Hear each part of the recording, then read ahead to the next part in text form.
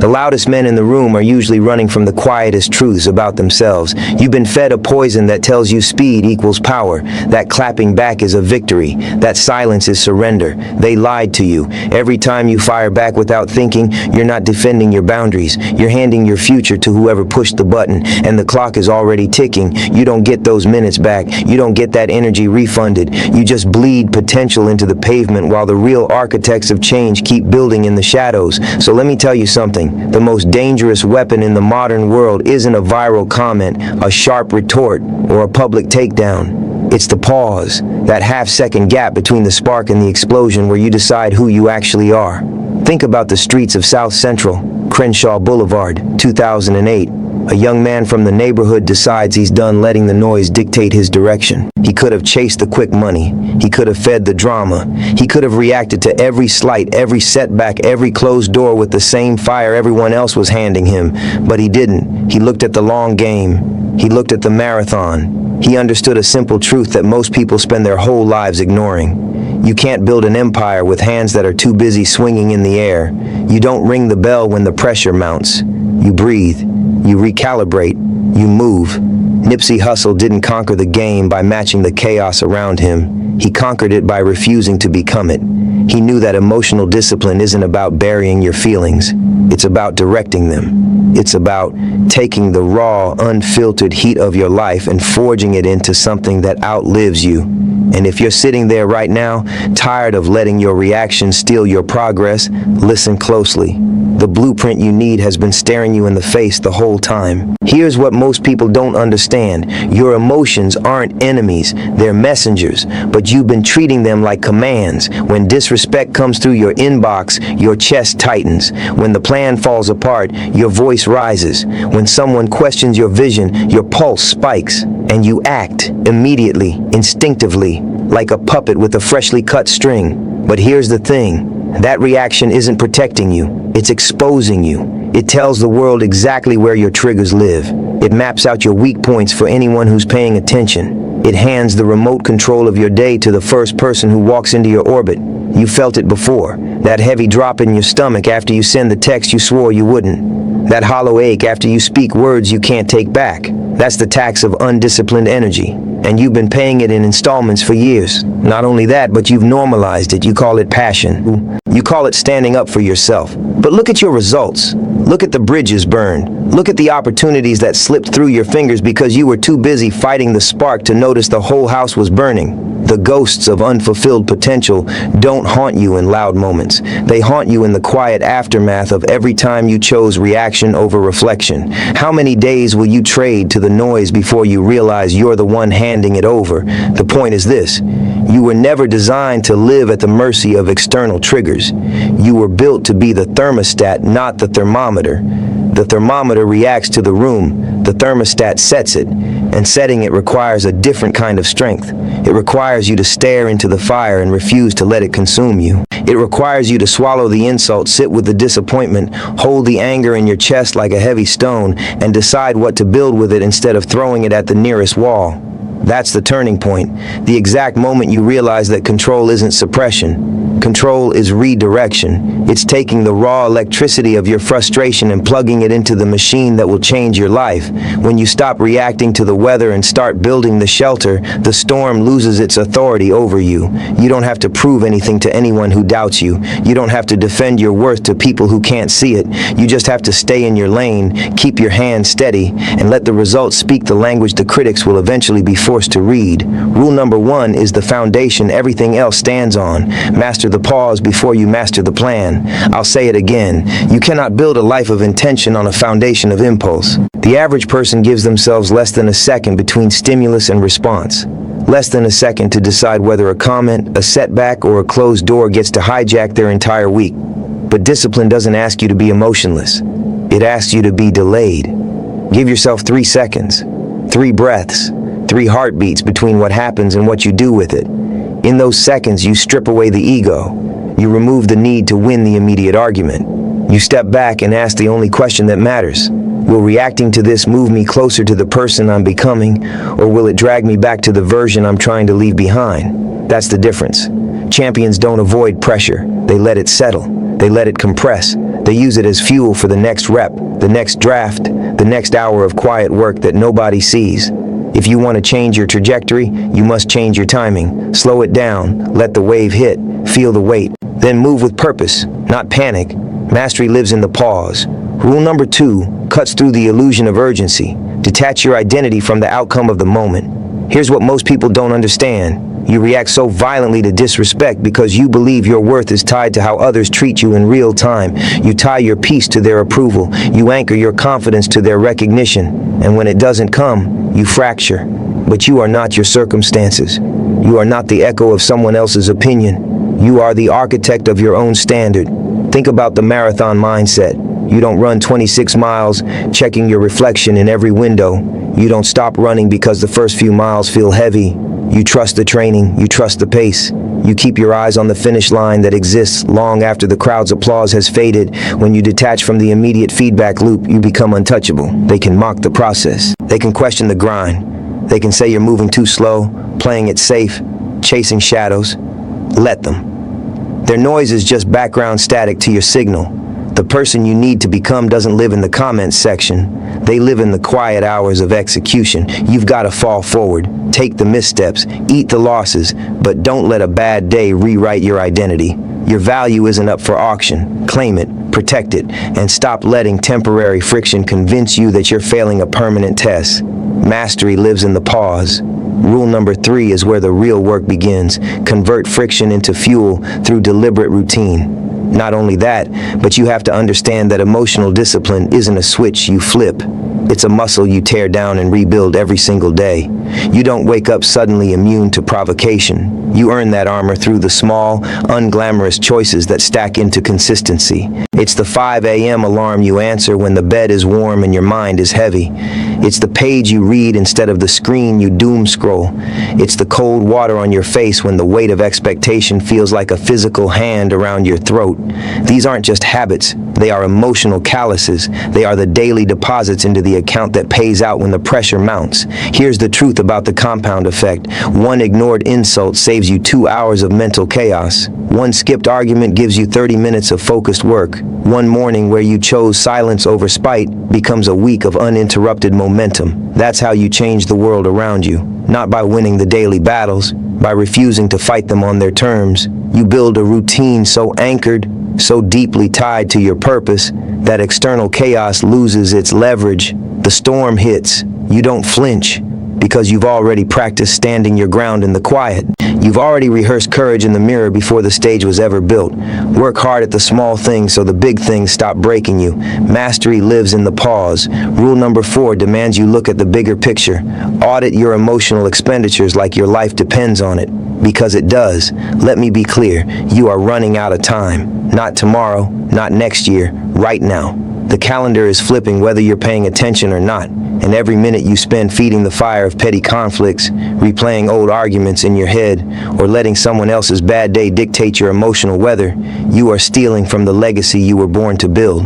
How many ghosts will be standing around your bed when your time comes?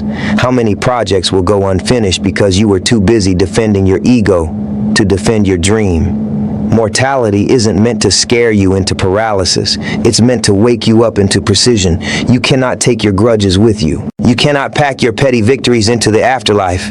You can only leave behind what you built while you were breathing. So start treating your focus like a limited resource, because it is. Guard it like your children depend on it. Invest it like your future self will thank you for it. When you realize that time is the only non-renewable currency, reacting to nonsense becomes an unaffordable tax. You don't have the budget for it. You got too much work to do, too much ground to cover, too much good to put in the world. Channel that urgency into your craft. Pour that desperation into your discipline. And watch how quickly the noise fades when you're too busy creating to notice it. Mastery lives in the pause. Rule number 5 is the final lock in the chain. Replace the need to be understood with the hunger to be undeniable. Think about it. Most of your reactions are just desperate attempts to explain yourself to people who never asked for the full story. You want them to see your effort. You want them to validate your struggle. You want them to acknowledge your sacrifice. But the world doesn't owe you comprehension. It only respects results. If you want to change your emotional state, you must change your metric for success. Stop measuring your progress by who agrees with you. Start measuring it by how consistently you show up when nobody's watching. Stand your ground in your routine. Commit to the craft even when the applause is absent. Believe in the invisible work, because that's where the magic happens. That's where impossible turn possible. The greatest shifts in human history weren't announced with speeches. They were built in silence, forged in isolation, tested in the dark until the light couldn't help but notice. You've got to fall forward into that uncertainty. Take risks with your peace. Be brave enough to let them misunderstand you for the sake of your mission. When you stop performing for validation and start executing for legacy, the need to react dies. You don't have to explain your process. You just have to deliver the product. You don't have to argue your worth. You just have to embody it. The world will eventually catch up. They'll ask how you did it. They'll want the formula. And all you'll say is that you stopped fighting the wind and started adjusting the sails. Mastery lives in the pause. Now. Let's go deeper into the anatomy of the storm, because it's coming for everyone. You can't predict it. You can only prepare for it. When the betrayal hits, when the plan collapses, when the person you trusted hands you a knife wrapped in a promise, your nervous system will scream for retaliation. That's biology. That's the animal part of you trying to survive the immediate threat. But you are not just biology. You are belief made visible. You are purpose wrapped in flesh. And survival isn't your ceiling anymore. Your ceiling is legacy. So you feel the heat. You acknowledge the pain. You don't pretend it's not there, but you refuse to let it drive the car. You step out of the passenger seat of your own mind and grab the wheel. You tell yourself the truth. This is not the end. This is the entrance fee. Every person who's ever changed their life has walked through a fire of rejection, humiliation, and doubt. The darkest moment always precedes the breakthrough. Always. It has to. Because the old version of you has to burn before the new version can breathe. You are in the crucible right now. The pressure isn't trying to destroy you. It's trying to purify you. It's stripping away the reactions that kept you small. It's sanding down the ego that made you fragile. It's leaving you with nothing but raw, unbreakable discipline. Don't waste it. Don't run from it. Don't numb it. Stand in it. Let it forge you into someone who can't be shaken by a harsh word, a closed door, or a delayed payoff. The struggle is the sculptor. You are the clay, and you've got to trust the hands shaping you, even when they feel heavy. You were born for this, not the easy part, the part that requires you to hold the line when everything in you wants to collapse. That's your finest hour waiting to be claimed. Not through noise, through focus. Not through retaliation, through relentless execution. Remember this. Gratitude isn't a soft feeling you summon on good days. It's a tactical weapon you wield on the hard ones. When you feel the urge to snap, to fight, to burn bridges, you pause and you name 3 things that are already working in your favor. Not to distract yourself, to anchor yourself. You've got breath in your lungs. You've got a mind capable of learning. You've got a heartbeat that hasn't quit yet. You've got people who still believe in you, even when you've doubted yourself. You've got a chance today that someone else prayed for yesterday. Faith isn't passive. It's the quiet certainty that your current pain is being woven into a future you haven't seen yet. It's knowing that the seeds you're planting in the dirt don't disappear. They just need darkness, time, and your refusal to dig them up before they sprout. Be grateful for the friction. Be grateful for the delay. Be grateful for the silence that forces you to listen to your own guidance system. Because if you've been given the strength to endure, you've also been given the blueprint to transcend. You just have to follow it. One deliberate breath, one withheld word, one focused step. That's how you build the life that leaves a mark. That's how you turn your pain into power. That's how you make sure the story they tell about you isn't about how you reacted to the storm, but how you learned to dance in the rain without missing a single beat.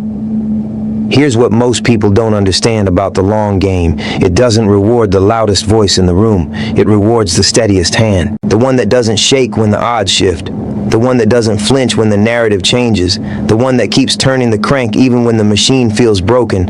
You gotta fall forward. Every setback is a setup for a stronger version of your strategy. Every no is a redirection to a better yes. Every moment of doubt is just your mind asking you to confirm your commitment. Say it again. I'm not here to win arguments. I'm here to win the war for my own potential. That's the shift. When you stop fighting for validation and start fighting for alignment, the entire battlefield changes. You're no longer defending your ego. You're expanding your capacity. You're no longer proving them wrong. You're proving yourself right. And the most beautiful part is that you don't need their permission to get there.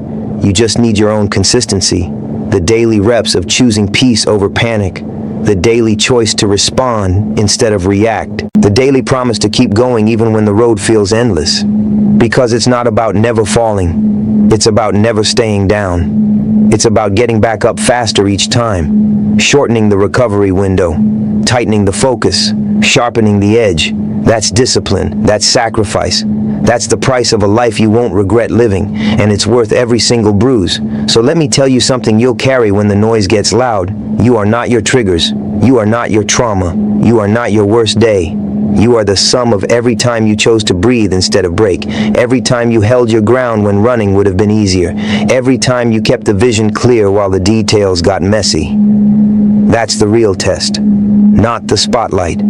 The shadows. Not the victory lap. The lonely miles. The marathon mindset isn't about sprinting to the front. It's about refusing to quit before the finish line reveals itself to those who stayed in the race. And you're still running. You're still here. You're still asking the question, which means you haven't surrendered yet. That's faith in motion. That's courage breathing. That's the spark of a legacy waiting to ignite. Don't let them convince you that silence is weakness. Silence is strategy. Silence is the space where you recalibrate your compass. Silence is the forge where weak reactions die and strong resolutions are born. You don't need to announce your transformation. You just need to embody it. Let your discipline speak. Let your consistency echo. Let your results do the talking while you stay focused on the next step. The world is full of loud voices. Be the steady hand. Be the calm center. Be the one who doesn't break when the pressure mounts, but bends just enough to store the energy for the leap. The point is this: you will face moments where every instinct in your body screams for retaliation, where the temptation to clap back, to defend, to prove, to expose feels overwhelming. In those moments, you have one choice. You either let the old patterns run you, or you step into the new standard you're building. There is no elevator to the top. You have to take the stairs, one heavy step at a time, one quiet breath at a time, one withheld reaction at a time. And with every step, you shed the weight of who you used to be. With every breath, you oxygenate the person you're becoming. With every pause, you reclaim territory from doubt. You don't need to change the whole world today. You just need to change your next response. Then the one after that. Then the one after that. Chain reaction, compound growth, unstoppable momentum. That's how you fall forward. That's how you earn it. That's how you claim it. And when you finally look back at the road, you won't see a straight line. You'll see a zigzag of lessons, setbacks, recoveries, and breakthroughs. And you'll know it was all necessary. Every delay, every detour, every moment you chose peace over pride, it all mattered. It all built this, and it will build what comes next. Don't ever let the noise dictate your rhythm again. Don't let a bad comment derail a great year. Don't let a temporary loss convince you that you're permanently out of position. You are exactly where you need to be to learn what you need to learn before you step into what's already yours. Keep going. Keep trusting the process. Keep showing up in the quiet. Keep building when nobody's watching. Keep honoring the grind with your attention. Keep feeding your faith with evidence. Keep sharpening your focus. Keep protecting your peace like it's the foundation of everything you love, because it is. You've got everything you need to stand your ground. You've got the breath to reset. You've got the mind to redirect. You've got the heart to endure. And you got the time to make it count, but only if you stop spending it on things that don't pay dividends. Invest in your silence. Invest in your discipline. Invest in your daily consistency. Let them wonder why you never break. Let them wonder why you keep moving forward. Let them wonder where the fire went. And when the moment finally comes to step into your finest hour, you won't need to announce it. You'll just be ready, calm, clear, unshakable, built in the quiet, forged in the pause, prepared for the peak. Fall forward.